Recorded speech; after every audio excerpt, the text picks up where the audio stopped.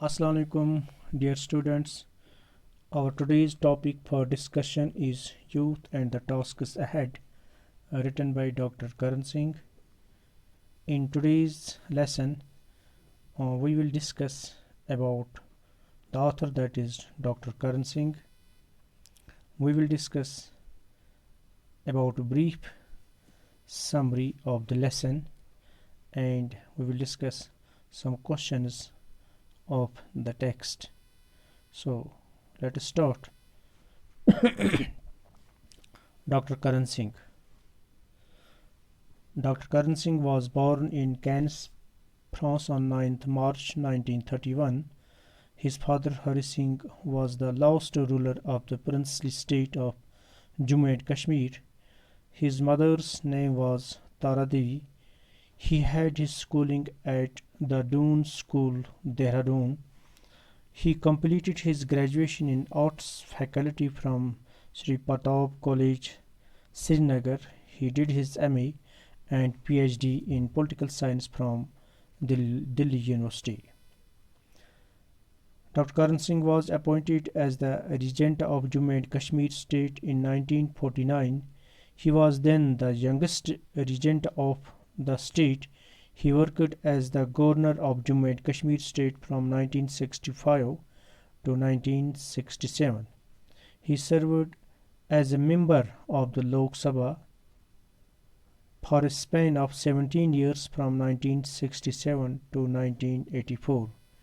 He lost the Lok Sabha elections in 1984. He was the Indian ambassador to the US in 1989 to 1990. The book Brief Sojourn is the outcome of his enriching experience as the ambassador. He worked as a member of the Rajya Sabha from 1996 onwards. The Singh has a vast political experience. Along with his political career, he was a great academician too. He worked as a chancellor of Banaras Hindu University, Jammu and Kashmir University, Jawaharlal Nehru University, and NIIT University. He is the recipient of Padma Vibhushan 2005 towards a New India 1974, autobiography 1989, Hymn to Shiva and Other Poems 1991, The Transition to a Global Society 1991 are some of his books.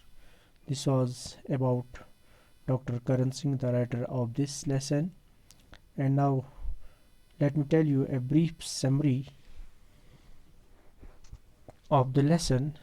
Youth and the Tasks Ahead is a speech given by Karan Singh. Karan Singh tells the youth to become responsible citizens of India. He appeals the post-independence generation to realize their responsibilities towards the nation.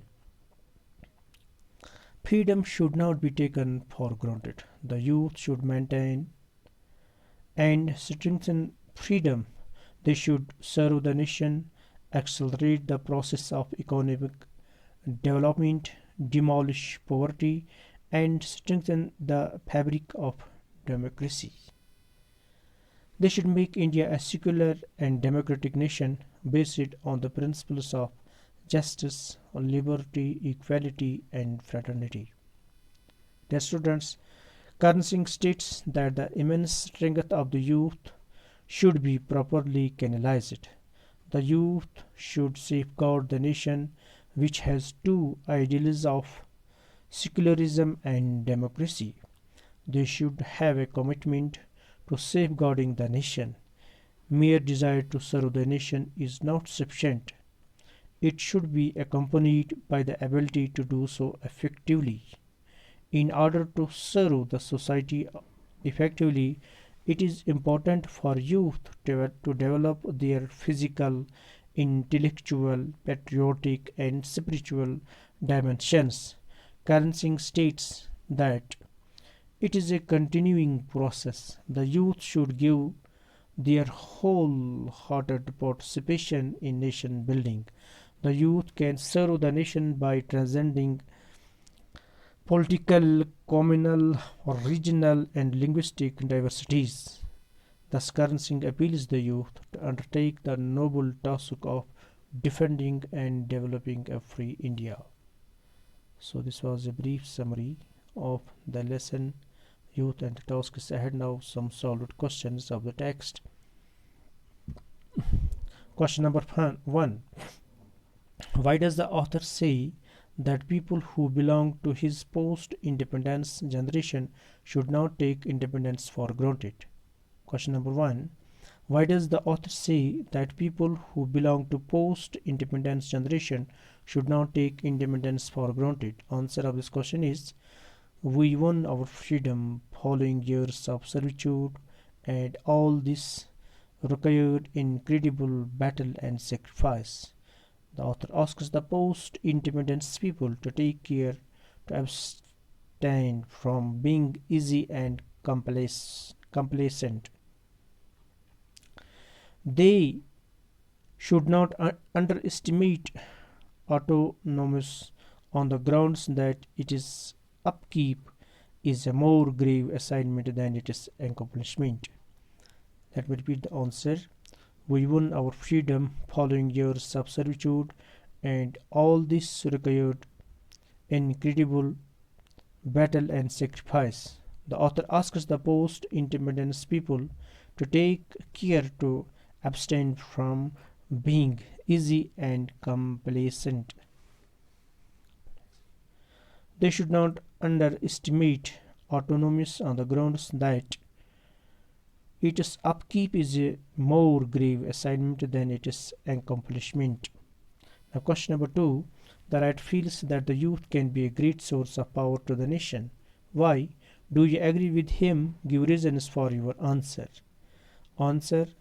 The author feels that the youth can be an extraordinary source of capacity to the country if this power be appropriately channelized and they are pursued to follow optimism and vitality without being aggressive. They can extraordinarily fortify their country. They would then be able to protect secularism idealism on which a powerful country is established. I completely concur with the author. In fact, youth can be an incredible source of capacity to the nation. They have to provide leadership in all fields of life. However, they have to prepare and train themselves to achieve the objective of country building. This was question number 2. Now, let us discuss question number 3. A mere desire to be a service is not enough. It must be up to What are the abilities the writer feels the youth should be equipped with to be able to serve the nation? Now, the question is, what are the abilities the writer feels the youth should be equipped with to be able to serve the nation? The answer of this question is, the writer the to the writer the youth equip themselves with physical, mental, moral, and spiritual abilities. Right? Answer. To the writer the youth should equip themselves with physical, mental, moral, and spiritual abilities. Discipline and teamsmanship are required for every one of those expecting to join the defense forces. Then they should go for an endeavor to get scholarly capacities of the most astounding request in this atomic age, and should not enjoy purposeless and troublesome interests. What's more, they should avoid getting engaged with gathering governmental issues and spotlight themselves on national improvement.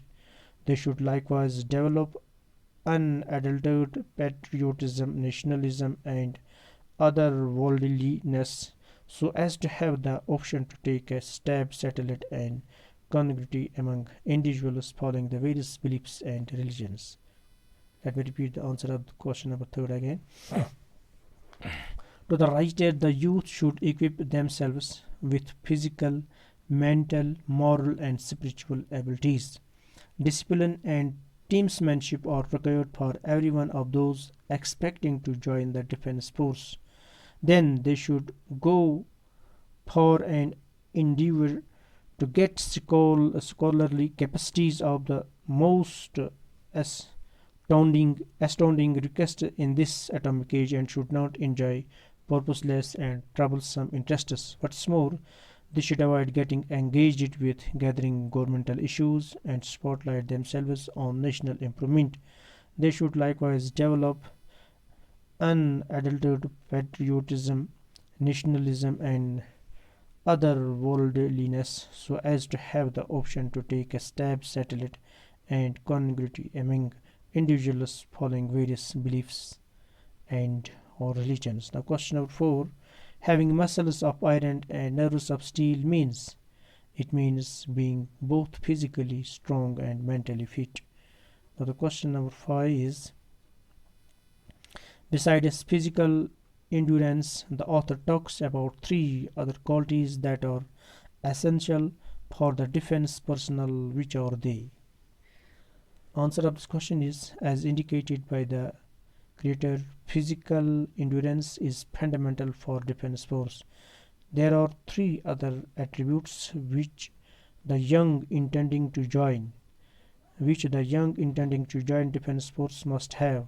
These three qualities are the characteristics of discipline, cooperation, and corporate advancement. Thank you very much.